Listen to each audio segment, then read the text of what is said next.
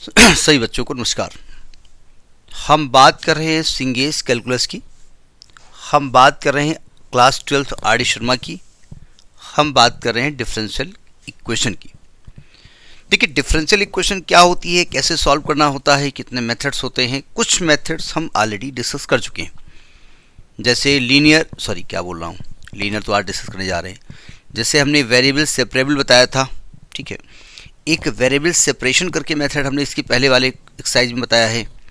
Homogeneous बताया है, reducible two variable separable बताया है, रिड्यूसिबल टू होमोजीनियस बताया है। आज हम बात करने जा रहे हैं कि लीनियर डिफरेंशियल इक्वेशन। ज़रा देखिएगा, जब एग्जामिनेशन में क्वेश्चन आता है तो वेरिएबल सेपरेबल तो दूर से दिख जाता है, होमोजीनियस दूर से दिख जाता है, इसको पास से देखना पड़ता है, यानी पहचान में नहीं आता है और लिख के नहीं आता है कि ये लीनियर है। हाँ, कोई क्वेश्चन आ जाए कि check that it is linear and then solve it, तो अलग की बात है, ठीक है। अगर कोई डिफरेंशियल इक्वेशन इस प्रकार से दिया हो आपका dy by D X plus P Y is equal to Q, अगर इस प्रकार का कोई डिफरेंशियल इक्वेशन हो, जहाँ देखो ध्यान से समझिएगा, हमने dy बाई डी एक्स लिखा है। dy बाई डी एक्स में x आपका इंडिपेंडेंट वेरिएबल होता है, y आपका डिपेंडेंट वेरिएबल होता है, ध्यान रखिएगा, है ना। यहाँ से y की वैल्यू निकालनी होती है हमको, जहाँ p और q जो है वो आपका है फंक्शन ऑफ x, यानी ये x के फंक्शन कहलाते हैं। They are not constant, they are x के फंक्शन। तो हमें इसको सॉल्व करना होता है। देखिए, सॉल्व करने का मतलब हमको, देखिए सिंपल सी बात है, एक कर्व रहा होगा, उसको डिफरेंशिएट किया गया होगा, उससे डिफरेंशियल इक्वेशन फॉर्म की गई होगी। तो इस डिफरेंशियल इक्वेशन को सॉल्व करके हमको वो कर्व निकालना है। तो कर्व को डिफरेंशिएट करके ये इक्वेशन बनाई गई, तो इसको इंटीग्रेट करके हमको वो कर्व लाना पड़ता है। तो कुल मिलाकर इसको इंटीग्रेट करना है।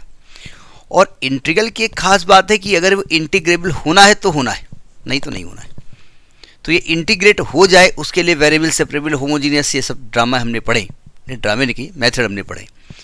तो यहाँ पर हम एक ऐसा कुछ फैक्टर तलाशने की कोशिश करते हैं कि जिससे इसको मल्टीप्लाई कर दें तो ये इंटीग्रेट हो जाए। एक ऐसा फैक्टर जिससे इसको मल्टीप्लाई करने पर ये इंटीग्रेट हो जाए, उसे हम कहते हैं इंटीग्रेबल फैक्टर। एक मिनट जरा, इंटीग्रेटिंग फैक्टर, इंटीग्रेटिंग फैक्टर मतलब इंटीग्रेटिंग फैक्टर एक ऐसा फैक्टर होता है जिससे मल्टीप्लाई करने पर ये इक्वेशन इंटीग्रेबल हो जाएगी। तो इंटीग्रेटिंग फैक्टर होता है e to power integral P D X. ये ध्यान रखिए, इंटीग्रल पी डी एक्स। अब इसकी वैल्यू निकलेगी, जो भी निकले, कठिन भी निकल सकती है और टफ भी, कठिन टफ की बात हुई, इजी भी निकल सकती है, वो आप पर डिपेंड करता है, ठीक। यानी इसको हम कहेंगे शॉर्ट में इंटीग्रेटिंग फैक्टर। यानी कि हम ये मान के चल रहे हैं, या ये मेथड ये कहता है कि अगर इससे ये इक्वेशन मल्टीप्लाई कर दी जाए तो ये जो इक्वेशन है वो इंटीग्रेट हो जाएगा। तो हम क्या करेंगे, multiplying equation 1 by integrating factor. हम इक्वेशन 1 को इंटीग्रेटिंग फैक्टर से मल्टीप्लाई कर देंगे, तो ये हो जाएगा आपका इंटीग्रेटिंग फैक्टर से मल्टीप्लाई किया किसको, LHS को, dy by D X plus P Y is equal to, यहाँ भी मल्टीप्लाई किया q इंटू इंटीग्रेटिंग फैक्टर, है ना। इसके बाद क्या करेंगे, LHS और RHS दोनों को हम इंटीग्रेट कर देंगे, x के रेस्पेक्ट में दोनों को इंटीग्रेट कर देंगे। अब इधर का इंटीग्रल डायरेक्ट लिख दिया जाता है। इधर का इंटीग्रल करने के बाद आता है y इंटू इंटीग्रेटिंग फैक्टर, ये डायरेक्ट आ जाता है। तो हम ये स्टेप नहीं शो करते हैं, हम कहते हैं multiplying equation 1 by integrating factor and integrating. तो इधर डायरेक्ट लिख देते हैं y इंटू इंटीग्रेटिंग फैक्टर। क्यों आता है अभी हम बताएंगे। और इधर जो भी रिजल्ट आता है q इंटू इंटीग्रेटिंग फैक्टर, इसको इंटीग्रेट करके एक रिजल्ट आता है, उसको प्लस c कर देंगे, तो ये इक्वेशन आपकी सॉल्व हो जाती है। समझ में आई बात। ये आपका लीनियर डिफरेंशियल इक्वेशन कहलाता है, लेकिन उसको पहचानना पड़ेगा आपको, ठीक है। मैं एक सिंगेज का इलस्ट्रेशन लेके चलता हूँ। अच्छा, ये जो e to power integrating factor है, इसके बारे में थोड़ा सा जानकारी कर लें, कुछ बातें बता दें आपको। देखिए, हमने पढ़ा है लॉग में, अगर a to power log x हो और बेस a हो तो इसको x कहते हैं। मतलब यहाँ 2 लिखा होता तो इसको 2 हटा देते, स्क्वायर हो जाता तो x स्क्वायर हो जाता। तो e की पावर में अक्सर log x to base e आने की संभावना रहती हैं, अक्सर रहती हैं, अक्सर ऐसा होगा, जरूरी नहीं है। तो इसको डायरेक्ट आप x लिखेंगे, ये आप जानते हैं। अब इसको नहीं बताने जा रहे कहाँ से आया, ये आप जानते हैं, ठीक। ये अलजेब्रा का रूल होता है। मैं एक इलस्ट्रेशन लेता हूँ, एक सेकंड, एक इलस्ट्रेशन में सिंगेज का ही उठाता हूँ।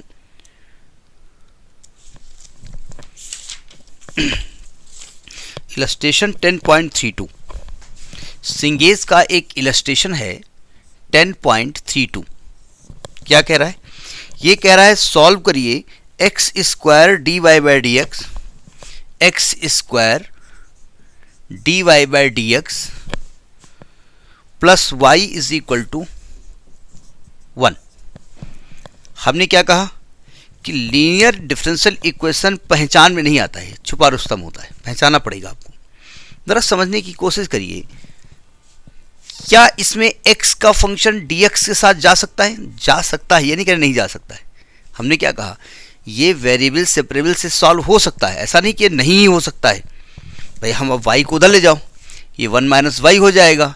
इधर है आपका X square D Y by D X, 1 minus Y को इधर ले आओ और dx को उधर ले जाओ, लो सॉल्व कर लो। तो वेरिएबल सेपरेबल से भी इसको हम सॉल्व कर सकते हैं, ठीक है। लेकिन हम अगर मान लीजिए वेरिएबल सेपरेबल नहीं हो पा रहा है तो होमोजीनियस तो ये है नहीं, तब क्या करें? तो हम इसको लीनियर इक्वेशन में देखेंगे क्या चेंज हो रहा है।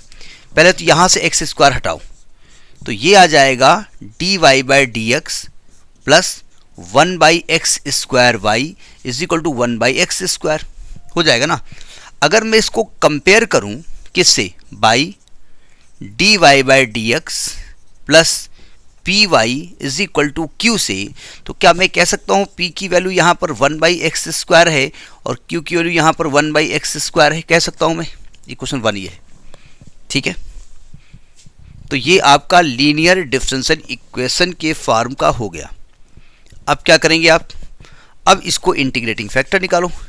इंटीग्रेटिंग फैक्टर क्या होता है?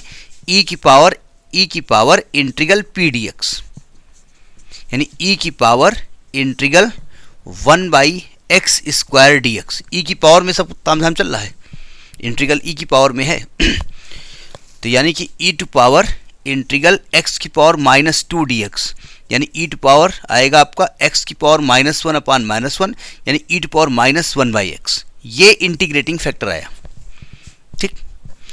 अब क्या हम कहेंगे? हम कहेंगे इक्वेशन 1 को इंटीग्रेटिंग फैक्टर से मल्टीप्लाई करो और इंटीग्रेट कर दो। Multiplying equation 1 by integrating factor and integrating. तो यहां डायरेक्ट लिख दिया जाता है y इंटू इंटीग्रेटिंग फैक्टर। ये डायरेक्ट मतलब मल्टीप्लाई किया आपने, इंटीग्रेट किया, ये डायरेक्ट रिजल्ट आ गया। बोले हम तो नहीं मानते, अभी हम मनवाएंगे, चिंता मत करिए। और इधर भी मल्टीप्लाई कर दो, e to power -1 by X को मल्टीप्लाई 1 बाई एक्स स्क्वायर कर दो और ये dx कर दो, प्लस कांस्टेंट लगा दो। अब इसको इंटीग्रेट करो, ठीक है। अब इसको इंटीग्रेट करेंगे, ज़रा एक स्टेप में समझा देता, नहीं ठीक है पहले इंटीग्रेट कर देते हैं, बाद में समझाते हैं। देखो इसको जानबूझ के हम रब नहीं कर रहे हैं। देखो इसको कैसे इंटीग्रेट करें, तो ये सब्स्टिट्यूशन मेथड है। अगर मैं यहाँ पर -1 अपान एक्स को t मानता हूँ तो इसका डेरिवेटिव आएगा 1 by x square d x बराबर डी टी। ये ना पूछना कहाँ से आया, ये 1 बाई एक्स को ऊपर ले जाओगे तो एक्स पावर -1 आ जाएगा और इसको डिफ्रेंशिएट करोगे तो -1 एक्स की पावर -1 डी एक्स बराबर डी टी। ये यहाँ से आया है, ठीक है। तो यानी कि 1 अपान एक्स स्क्वायर डी एक्स को क्या लिख सकते हैं आप, डी टी। तो ये हो जाएगा y into integrating factor is equal to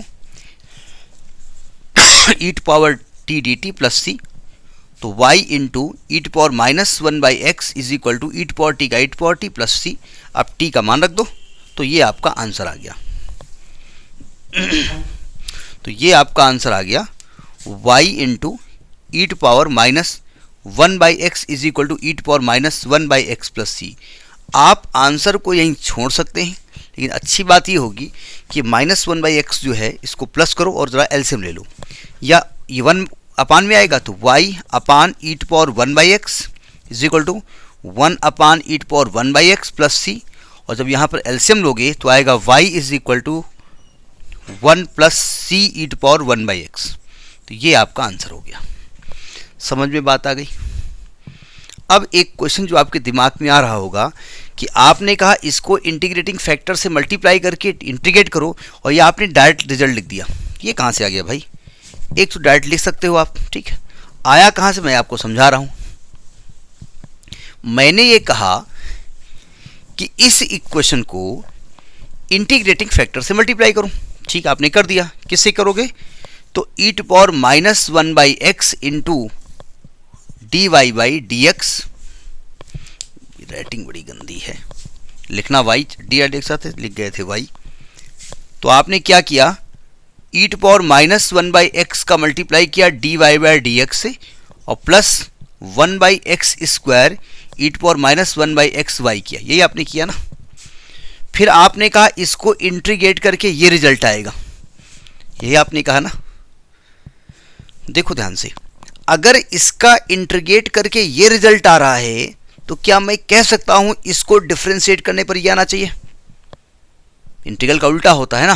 तो इसको जरा डिफरेंशिएट करके देखो, तो first function y e to power minus one upon x का differentiation one upon x square e to power minus one upon x. Second function e to power minus one upon x y का differentiation t y by D x. अगर इसको differentiate करो तो ये result आएगा, इसीलिए इसका इंटीग्रल ये लिखा गया है। तो इसको आप डायरेक्ट कर सकते हैं, ठीक है। तो ये आपका इलस्ट्रेशन है 10.32 सिंगेज का, ठीक है। अब जरा एक और जरा समझिएगा, कभी कभी ये गड़बड़ हो जाता है। कभी कभी हमारा जो D Y by D X plus P Y is equal to Q है ना, कुछ ऐसा बनना शुरू हो जाता है, D X by D Y हो जाता है, plus P X is equal to Q होता है, जहाँ पी और क्यू आपके वाई के फंक्शन हो जाते हैं। अभी क्या हो रहा है, ये y के रेस्पेक्ट में डिफरेंशिएट हो रहा है, तो y इंडिपेंडेंट नहीं, हाँ ठीक है, ये y इंडिपेंडेंट फंक्शन होता है और x डिपेंडेंट हो गया। तो जो इंटीग्रेटिंग फैक्टर यहाँ पर निकलने वाला होगा वो आएगा e की पावर इंटीग्रल p dy। वहाँ पर x के रेस्पेक्ट में था, यहाँ y के रेस्पेक्ट में होगा। तो जब इससे इसको मल्टीप्लाई करोगे और इंटीग्रेट करोगे तो x into E to power integral p dy, ये डायरेक्ट रिजल्ट आएगा। यहाँ पर q into E to power integral P D Y का होल इंटीग्रल y के रेस्पेक्ट में प्लस कांस्टेंट आएगा। तो ये आपको देखना पड़ेगा कि D Y by D X plus P Y is equal to Q का फॉर्मेट आ रहा है, या D X by D Y plus P X is equal to Q का फॉर्मेट आ रहा है। ये आपको चेक करना पड़ेगा, ठीक है। अगर ऐसा कोई क्वेश्चन हो तो इसके बारे में बात कर लीजिए। एक मिनट, 10.32 10.33 ठीक है। अब ऐसे ही आप क्या करोगे, एग्जाम्पल लेकर के। कोई एग्जाम्पल सामने हमारे दिख नहीं रहा है, एक देख के आ जरा। देखो एक इलस्ट्रेशन 10.35 है, एक इलस्ट्रेशन है 10.35।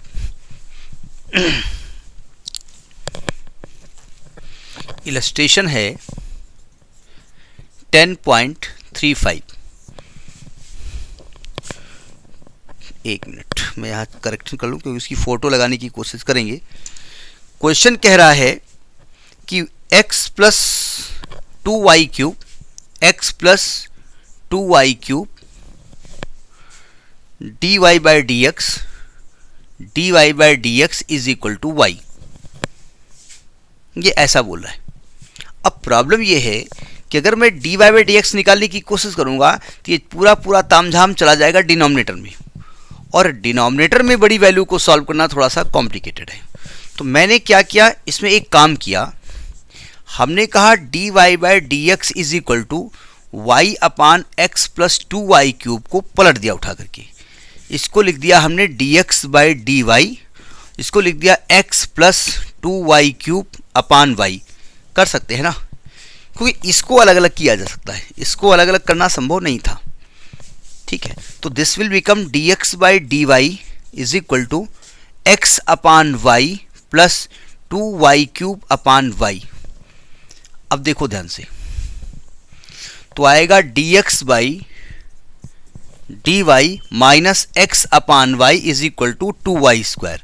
यानी ये अगर मैं इसको कंपेयर करूं, ये इक्वेशन 1 डाल दूं, विद किससे कंपेयर होगा, dx by D Y minus plus P X is equal to Q से, तो p आपका -1 अपान वाई होगा और q यहाँ पर आएगा 2y स्क्वायर। अब बताइए dx by D Y plus P X बराबर q का फॉर्मेट आया।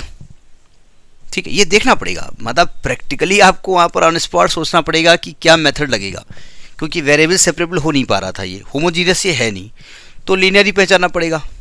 अब हमको निकालना है इंटीग्रेटिंग फैक्टर, क्या होगा, e to power integral P D y, e to power integral -1 upon y d y, e to power -1 upon y का integral log y to base E.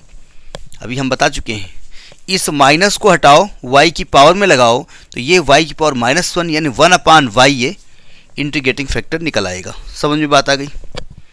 Writing थोड़ी गंदी है, ठीक है, तो एडजस्ट करिएगा, बोलते भी हम जा रहे हैं इसीलिए। फिर हम क्या करते हैं, हम इक्वेशन 1 को इंटीग्रेटिंग फैक्टर से मल्टीप्लाई करते हैं। मल्टीप्लाइंग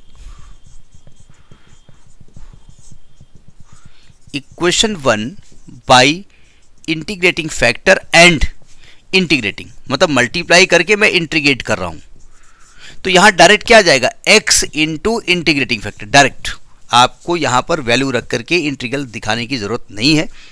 क्यों होता है ये हम बता चुके हैं आपको। Is equal to 2y square का मल्टीप्लाई 1 अपान वाई से किया और y के रेस्पेक्ट में इंटीग्रेट किया प्लस c किया। सॉल्व करो, x अपान वाई बराबर ये y से y कट गया, 2y का इंटीग्रल y square upon 2 plus c, 2 cut गया, तो x upon Y is equal to Y square plus c। चाहो तो y एलसीएम ले लो, x is equal to Y cube plus C Y. देखिए सही है ना, हाँ सही होगा। यानी ये इक्वेशन है जिसका ये डिफरेंशियल इक्वेशन है। अगर इसको आप डिफरेंशिएट करो और कांस्टेंट को हटा दो तो आपको दोबारा यही इक्वेशन मिल जाएगी। ठीक है, तो ये आपका लीनियर डिफरेंशियल इक्वेशन का कंसेप्ट है। कंसेप्ट इजी है लेकिन इसको पहचानना थोड़ा सा टफ है। ठीक है, आगे नेक्स्ट वीडियो में। नमस्कार।